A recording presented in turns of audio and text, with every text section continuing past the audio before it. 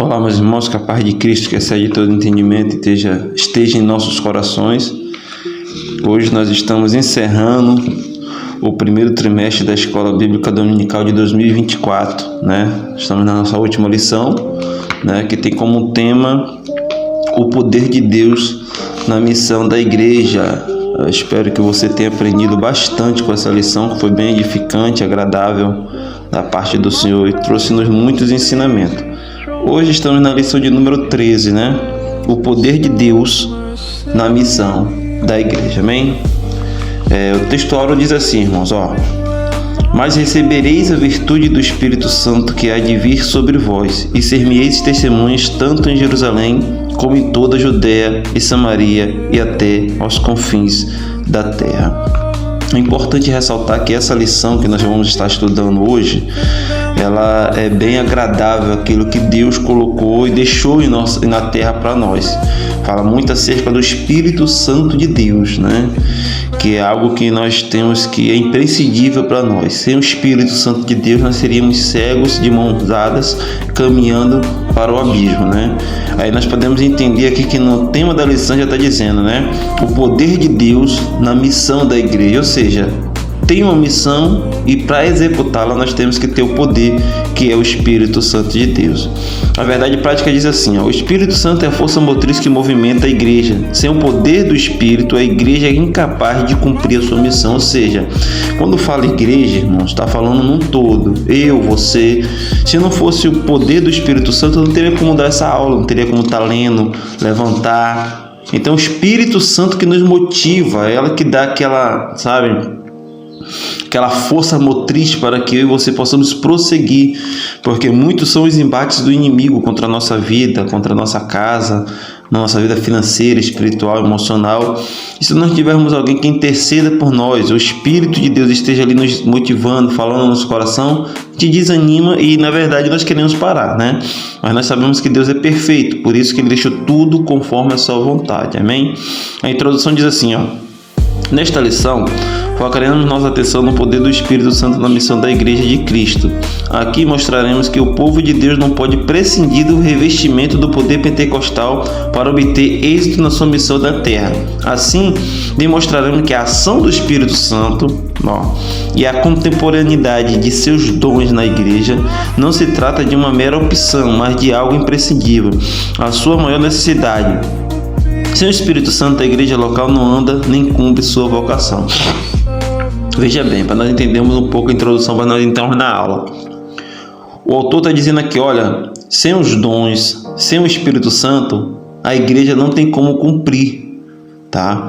Muitas pessoas têm extinguido os dons do Espírito Santo, visão, revelação, palavra, ciência, sabedoria, porque alguns ministérios focam muito em um dom. Por exemplo, tem gente que Deus deu o dom de revelar, de mostrar coisas ocultas que estão sendo feitas na vida daquela pessoa e revelar. Só que as pessoas só dão ênfase àquilo. Só que o Espírito Santo não é só revelação, não é só visão, não é só cura, não é só libertação.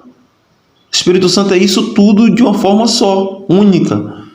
Mas principalmente o que o Espírito Santo é a palavra de Deus, porque a palavra diz que cura, que liberta e que dá direito à vida eterna, que tudo vem pela palavra. Pois o verbo se fez carne, o verbo era Deus, tudo se faz pela palavra.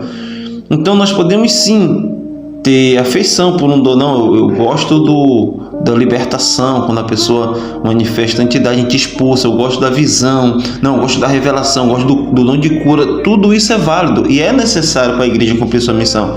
Mas a principal de todas é a palavra de Deus. Se não tiver isso aqui, filho, você pode ter todos os dons.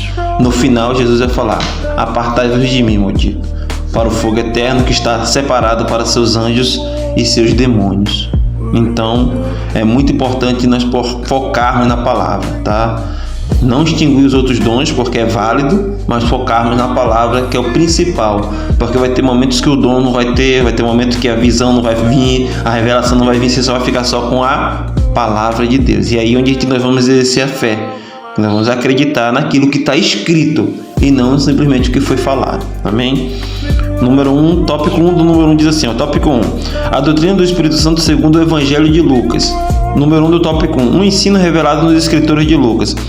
Tanto o Evangelho quanto o livro de Atos, ambos escritos pelo evangelista Lucas, revelam o ministério do Espírito Santo na vida de Jesus e da primeira igreja como uma necessidade imperiosa. Nesse sentido, o evangelista mostra que sem a ação do Espírito no ministério de Jesus e na vida da igreja, os cristãos não estariam qualificados para ser testemunhas do Senhor. Essa promessa estava associada ao revestimento do poder do Espírito, conforme escrito nas palavras de Jesus como o poder do alto. Lembra daquela passagem bíblica que fala quando Jesus estava diante de Pilatos e ele fala para Pilatos assim: olha, eu tenho poder, eu posso te soltar, como posso mandar te prender. Jesus olha para ele e fala o quê? Na visão, Jesus diz o quê? Nenhum poder é te dado a não ser que venha do alto, porque é o poder de Deus, irmão, que é através do Espírito Santo de Deus. Então, nós temos que entender isso, que todos os homens foram inspirados pelo Espírito Santo de Deus. Ele não foi inspirado por uma escritura, um filósofo, foi o próprio Deus na sua essência espiritual que estava falando aos ouvidos daqueles homens. E ali eles estavam relatando para que hoje pudesse chegar até nós. Então tem muita coisa que nós temos que analisar com um olhar espiritual, se é de Deus ou se não, para que nós não venhamos ser enganados. Número 2 do tópico 1 diz assim: o enchimento do Espírito como experiência necessária. O Senhor Jesus só começou o seu ministério depois de ser cheio do Espírito Santo. Aqui está um segredo muito grande, tá? Que nós vamos debater um pouquinho, falar um pouco o que é ser cheio do Espírito Santo. Vamos lá. Nosso Senhor fez a obra de Deus e a fez com o poder do Espírito Santo. Ele foi capacitado pelo Espírito Santo e dependeu dele para exercer o ministério. Da mesma forma, a igreja só deveria iniciar o trabalho missionário quando fosse revestida desse mesmo poder. Por isso, podemos afirmar que, no contexto literário do Evangelho de Lucas, do evangelista Lucas, especialmente no livro do Atos dos Apóstolos, o Espírito Santo aparece como uma necessidade, não como opção. Não podemos falar muito porque vai tomar muito tempo, mas podemos ressaltar o que é ser cheio do Espírito Santo, Pessoas acreditam que ser cheio do Espírito Santo é quando a pessoa traz uma palavra eloquente, quando a pessoa realiza uma cura, um milagre. Isso é dom, gente. Isso aí o Espírito Santo manifesta naquele que o busca. Aquele que dá uma aula boa, aquele que dá um ensino bom, aquele que tira uma dúvida, isso é dom. Deus deu. É através do Espírito Santo. Mas ser cheio do Espírito Santo é uma pessoa que vive uma vida íntegra, que segue os princípios: não mentirás, não roubarás, não matarás, não furtarás, não darás falso testemunho. Olha o que é ser cheio do Espírito Santo: é exalar e manifestar o poder de Deus, É você mostrar o caráter de Deus através das suas atitudes, para que as pessoas vejam Deus em você e através da sua atitude elas queiram buscar esse Deus. Já ouviu aquela frase que é bem conhecida no meio de muita gente? Para ser crente assim eu prefiro não ser, porque é o testemunho, da pessoa como um verdadeiro cristão. Entenda que há um mar de testemunhas que está sempre nos observando. Quando a gente se converte, aceita Jesus e começa a seguir a Cristo, há diferença, tem que haver, para o nome do Senhor ser glorificado. Então a necessidade do Espírito Santo é primordial. Vamos lá. Número 3 do tópico 1 diz assim: o enchimento do Espírito Santo como uma experiência concreta. Se por um lado Lucas apresenta o Espírito Santo como uma necessidade na vida da igreja, por outro, ele mostra que o enchimento do Espírito ocorre como uma experiência concreta na vida do crente. Nesse sentido, o livro de Atos retrata a experiência pentecostal como um acontecimento objetivo, não subjetivo. Ela podia ser vista e ouvida. Havia manifestações físicas que se tornavam reais para quem as tinha e visíveis para quem as presenciava. Em outras palavras, quem recebeu sabia que havia recebido. Dentre os muitos sinais, um se sobressaía sobre os demais: o falar em línguas desconhecidas. Entenda, duas coisas aqui desse ponto aqui. Primeira coisa, quem recebe o Espírito Santo sabe que recebeu o Espírito Santo. Você já teve alguns locais que você sentiu aquela presença, sabe? Nossa, pesado aqui, tô me sentindo mal, estava tão bem. E também como você teve outras pessoas que chegou perto de você, que você falou: poxa, gente boa, Caraca, bom conviver com essa pessoa. Isso aí nada mais é que algo espiritual. Então, no livro de Atos dos Apóstolos, eles sabiam que tinham recebido algo diferente. Eles sabiam que tinham recebido o Espírito Santo. E é algo que muita gente não conseguia compreender, porque não era humano, era espiritual. É por isso que muita gente não te compreende. Por isso que muita gente não consegue absorver muitas coisas que você fala, porque você é espiritual. Até os espirituais que dizem ser espirituais não conseguem entender muita coisa que você fala. Se você busca mais, se você lê mais, se você ouve mais, se você se dedica mais, quem se dedica menos vai ficar perdido. Então nós temos, até entre nós mesmos, nós temos que ter esse discernimento. Aí tem coisas que o seu líder espiritual que busca, que já tem um nível de intimidade maior com Deus, que vai falar que você não vai entender, mas você vai saber que é algo de Deus, porque você vai sentir, porque o Espírito que está nele vai testificar com o teu espírito. Então é algo espiritual. Tem coisa que assim, você discorda na palavra com a pessoa, pelo jeito, mas espiritualmente, não tem como, isso é de Deus. É aí onde Jesus fala o quê? Onde Deus fala o quê? Julgar é profecia, não o profeta. Porque muitas das vezes o profeta está com a vida totalmente fora da vontade de Deus, mas Deus está usando. Deus está falando através da vida dele. Mas como pode Deus usar uma pessoa que está vivendo uma vida errada? Porque Deus tem que enviar pessoas que têm coragem a lugares que você e outras pessoas que dizem ser, muitas das vezes, está no nível que Deus quer, não tem coragem de ir. Mas o evangelho tem que ser pregado. Aí Deus pega pessoas que realmente estão vivendo a vida fora da vontade dele, mas que entendem o que é o evangelho, sabem o que é o poder de Deus, para manifestar o seu poder através da palavra. E às vezes nós ficamos criticando, mas não vamos fazer o ID de Deus. Então isso é muito importante nós sabermos discernir. O Espírito Santo também nos ensina a discernir essas coisas e não se escandalizar, mas saber que tudo é para a honra e glória do nome do Senhor. Então há uma necessidade de nós estarmos cheios do Espírito Santo para fazer a obra dele. Amém? Vamos lá. Número 3. O enchimento do Espírito Santo como uma experiência concreta. Se por um lado Lucas apresenta o Espírito Santo como uma necessidade na vida da igreja, número 4, diz assim, a doutrina pentecostal clássica. Desde seus primórdios, a doutrina pentecostal clássica afirma que o falar em línguas reconhecidas é a evidência física inicial do batismo no Espírito Santo. Em 3 ocasiões no livro de Atos, a manifestação das línguas está presente e, em todas elas, chama a atenção o fato de todos terem experimentado o fenômeno de falar em outras línguas. Até mesmo a narrativa de Atos 8, 14 a 25, onde não há menção de ocorrências de línguas, o evangelista parece deixar subentendido que as línguas estiveram presentes ali. Assim, estudiosos dos livros de Lucas reconheceram que o uso que o evangelista faz da expressão batismo no Espírito Santo ou ser cheio do Espírito Santo em Atos Apóstolos tem a ver com a experiência do derramamento do Espírito Santo acompanhado de línguas desconhecidas como evidência inicial. Pois bem, irmãos, vamos lá. Aqui nós já entramos em um debate, né? Porque segundo o autor aqui está dizendo que, como nós lemos anteriormente, uma das maiores, dons é o Espírito Santo, é o falar em línguas. E eu particularmente, não é. Temos vários dons. O que seria, na sua visão, acerca desse dom do Espírito Santo? Procura depois lá. Mas agora imagine, você tem um dom de cura. Uma pessoa está com câncer terminal, você vai lá, coloca a mão, ora e a pessoa se levanta. Não, imagine você ter um dom de visão.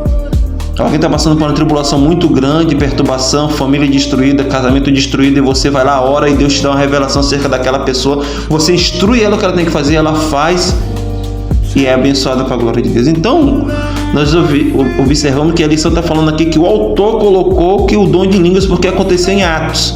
Mas aquilo era uma necessidade de evidenciar que era algo diferente e espiritual. Não é que esse dom é o melhor que os outros, mas a evidência desse dom surgiu naqueles tempos. É tanto que hoje se cria-se doutrinas, dizendo que se você não for batizado com o Espírito Santo, você não está cheio. Mentira, tá? Isso é errado. Na verdade, você é cheio do Espírito Santo quando você aceita Jesus como seu Salvador.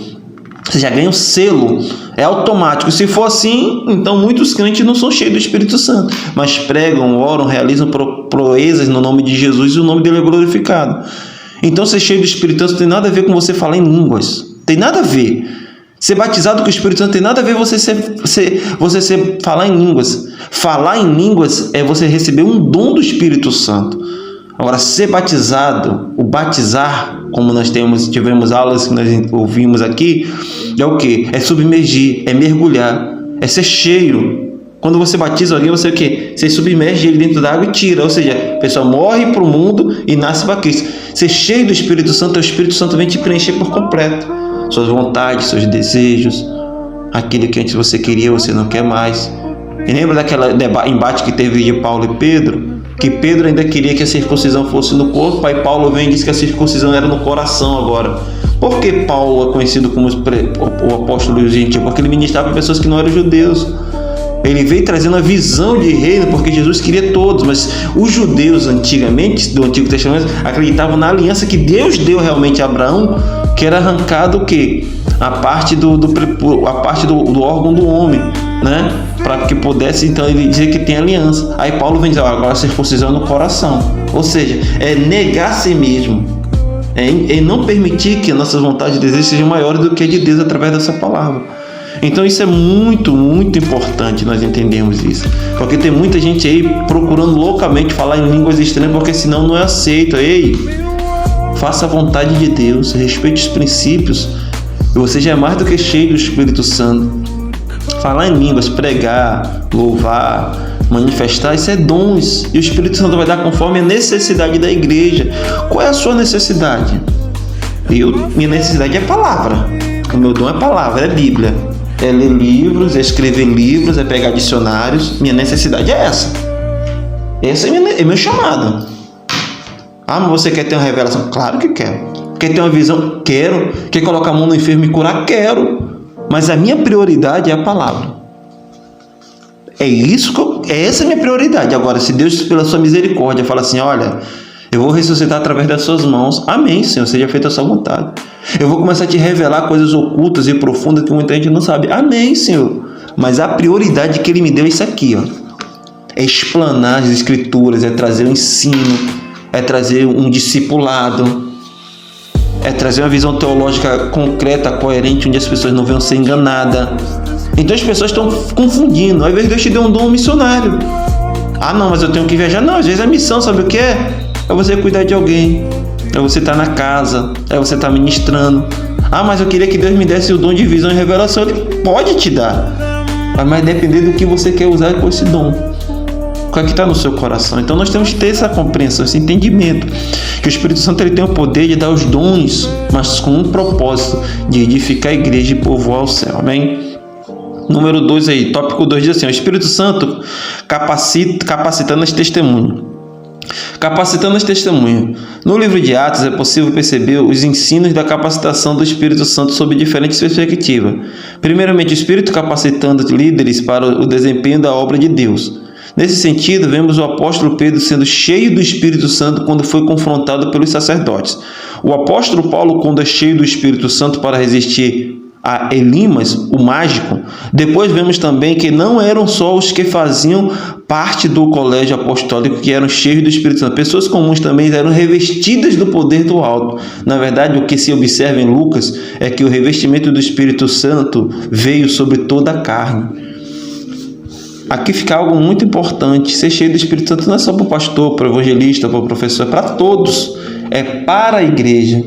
Porque às vezes Deus te encheu do Espírito Santo, irmão, para salvar a sua casa, para salvar seu filho que está nas drogas, para salvar uma situação difícil que você está vivendo. Ele te reveste. Aí você resiste a muita coisa. Aqui está falando que os homens naquela época resistiam a muitos homens. Por quê? Naquela época a doutrina era muito massacrada de Cristo. Mas hoje Deus te reveste do Espírito Santo, sabe por quê? Você está parado hoje aí, ouvindo essa breve palavra de um desconhecido e de alguém que Deus quer usar para a sua vida, para você deixar o celular de lado, para você perdoar, para você libertar, para você deixar algumas coisas que você faz que desagrada a Deus. Ele te enche para isso. Mas nós pensamos que o Espírito Santo só nos enche para coisas grandiosas. Não, tem que fazer maravilhas. Ei, só em você conseguir permanecer na presença de Deus, você já está fazendo uma grande maravilha para a sua vida, influenciando pessoas. Então nós temos que ter esse senso, essa visão, tá? Que o Espírito Santo ele veio para fazer grandes coisas, e as pequenas coisas também são grandes mediante a vontade de Deus. Número 2 do tópico 2 diz assim, ó, pessoas simples capacitadas pelo Espírito. Vemos isso claramente quando Ananias, até então um ilustre desconhecido, é convocado por Deus para impor as mãos naquele que seria o maior apóstolo de todos os tempos, Paulo. Assim também Estevão e Filipe, que haviam sido escolhidos para servirem as mesas, fazendo sinais e prodígios. Fica patente que Deus não tinha uma classe privilegiada para fazer sua obra. Ele possuía testemunhas capacitadas pelo Espírito Santo. Olha o exemplo claro aí. Um desconhecido vai lá e coloca a mão no olho daquele homem lá. Mas é o Paulo, vai, que é um vaso escolhido para mim. Ele obedeceu. O que é que Ananias fez? Milagre, cura, perseguir? Não. Servo comum, cheio de Deus que o Senhor usou. Então Deus precisa de pessoas que sejam prontas a ser usadas. Então esteja sempre pronta a ser usada pelo Senhor, que Ele vai te usar com a palavra, com a visão, com a revelação, com a manifestação do seu poder. O nome dele vai ser glorificado através de sua vida. Entenda que o Espírito Santo também usa os anônimos. Basta eles estarem preparados. Número 3 do tópico 2 diz assim, capacitando a igreja. No contexto literário e doutrinário de Lucas, a igreja no Novo Testamento é vista como portadora de uma missão profética. Nela, há um ministério profético de todos os crentes. Nesse sentido, conforme o contexto de Atos, o testemunho não é apenas individual, como mostrando nesta lição, mas também de toda a igreja descrita em Atos. Assim, essa comunidade de crentes, capacitada pelo Espírito Santo, ganhava confiança e admiração das pessoas ao seu redor. Olha só, ao seu redor. Continuando aí, as pessoas ao redor. Portanto, o crescimento das igrejas em Atos estava associado ao testemunho dado pelos grupos de crentes capacitados pelo Espírito Santo. Ou seja, eles eram testemunha no lugar onde eles estavam. Então, tudo que eles faziam, evidenciavam e automaticamente beneficiava quem estava ao redor. Então, há um mar de testemunho. Entendeu? Há pessoas que estão observando sua igreja, o que é que elas fazem de ação social para o nome do Senhor ser glorificado. Tópico 3 aí diz assim, o Espírito Santo como fonte geradora de missões. O envio missionário, número 1. O capítulo 13 do livro de Atos dos Apóstolos narra o envio dos primeiros missionários da igreja em Antioquia. O que chama a atenção nessa narrativa é a participação ativa do Espírito Santo no novo missionário, no envio missionário. Nesse texto, Lucas menciona que havia alguns profetas na igreja que estavam em Antioquia. É bem possível que essa observação do autor sagrado fosse para explicar como se deu a participação do Espírito Santo no comissionamento de Paulo e Barnabé para a primeira viagem missionária. Lucas mostra que, por intermédio dos dons do Espírito, os dois obreiros foram separados para uma grande obra de maneira clara e audível. O foco do evangelista é que o Espírito Santo é a fonte geradora de missões, pois ele é quem vocaciona e envia. Ou seja, o Espírito Santo é quem te vocaciona, não é você que acha. Tem muita gente que está vivendo achismo. Não, eu acho que eu fui chamado para isso. Mas você já perguntou a Deus e orou ao Espírito Santo para de fato, às vezes você quer um ministério da palavra e Deus que tem um ministério missionário. Às vezes você quer um ministério missionário e Ele quer te dar um ministério da palavra, ministério de louvor, ministério de administração, ministério de casais. É a sua chamada, mas só o Espírito Santo tem o poder de te dar e te fazer prosseguir até o final. Número 2 do tópico 3 diz assim, a estratégia missionária. Em um mundo multicultural, a questão das estratégias missionárias deve ser levada em conta. Não somente enviar, mas quem enviar, quando enviar e como enviar. Isso é muito importante, né? Por exemplo, Paulo e Barnabé poderiam ter adotado a estratégia errada na obra missionária quando tentaram pregar na Ásia e Bitínia, mas foram impedidos pelo Espírito Santo. Foi o Espírito Santo que decidiu quem deveria ouvir o Evangelho naquela circunstância. Ponderamos aqui que muitas vezes é possível que agências missionárias e igrejas adotem uma estratégia errada no envio de missionário. Não basta só o desejo de fazer missões, mas é preciso buscar a orientação do Espírito Santo a respeito de como isso deve ser feito. Ou seja, não é só enviar, né, gente? Eu vejo muitos missionários aí, já fui em muitas igrejas ministrando a palavra, onde tiveram missionários pedir ajuda, porque foram enviados por suas denominações e não tinham suporte. Entenda que quando um missionário é enviado para uma obra, por exemplo, a pessoa sai do Rio de Janeiro, né, vai para o Maranhão, vai para o interior da Bahia. Nós não podemos contar que o missionário vai trabalhar, manter casa, manter família, manter igreja e pregar o evangelho. Não. Essa parte financeira, essa parte de suporte, a igreja tem que dar. E te digo mais, o certo é o líder ir com o missionário, ver estabilizar o missionário, para que ele possa ter o necessário para pregar o evangelho, fazer com que ele comece, depois que ele estruturar a igreja, que colocar um líder lá e continuar a obra lá, o missionário volta para a sede para ir para outra missão. Isso é o missionário, a não ser que ele sinta no coração de permanecer naquele local e então ali continuar a obra. Fora isso, Essa é a verdadeira forma de trabalhar o missionário. É a igreja, eles terem um suporte. Pastor presidente, aconteceu um problema aqui, nós estamos precisando disso e disso. O pastor presidente tem que dar o jeito dele de dar o suporte para o missionário. Eu vejo muitos missionários, coitados, sofrendo, fora outros que dizem ser missionário e na verdade não são. Porque para você ser missionário, você tem que ter uma base, tem que ter um alicerce, da onde você vem, para onde você vai, quem é você de fato. Então tudo isso é muito importante no missionário, para que nós venhamos de fato a igreja firme e eficaz para a obra de Deus, amém?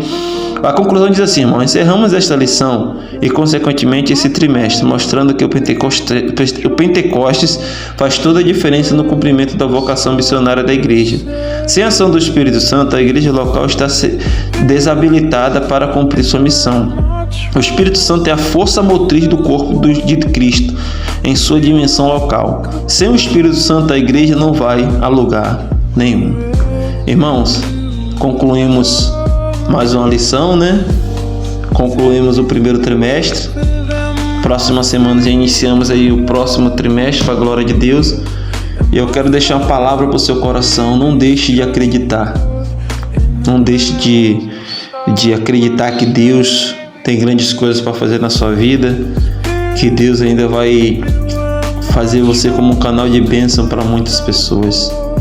Creia, irmão, creia que Deus está no controle de todas as coisas e quando menos esperar, vai ser no abrir e fechar de olhos, as coisas vão acontecer. Que nós possamos orar nesse momento, pedir a Deus sabedoria, que o Teu Espírito Santo continue nos fortalecendo, nos dando graça, sabedoria, permitindo que nós venhamos ter um novo amanhecer. Feche seus olhos, eu quero orar por você nesse momento. Soberano eterno Deus, Pai do nosso Senhor e Salvador Jesus Cristo, nesse momento, Senhor, queremos agradecer o Seu nome, queremos agradecer ao Senhor, Pai, pelo Espírito Santo, que o Teu Espírito Santo esteja conosco até a consumação dos dias, que o Teu Espírito Santo fale ao nosso coração, que o Teu Espírito Santo nos mostre o caminho a seguir e nos ensine nessa missão que é tão árdua e difícil, mas com o Senhor nós vamos ter o alívio para cumpri-la, Senhor. Assim como o apóstolo Paulo falou, Senhor, nós dissemos: ajuda-nos a cumprir a nossa missão nessa terra e Seu nome ser glorificado, em nome de Jesus. Que Deus possa ter te abençoado, que você possa ter aprendido, entendido um pouco mais, que você possa curtir, compartilhar, ativar o sininho. Até a próxima aula, se assim o Senhor permitir, que você possa guardar essas palavras na tábua do seu coração e Deus te abençoe em nome de Jesus.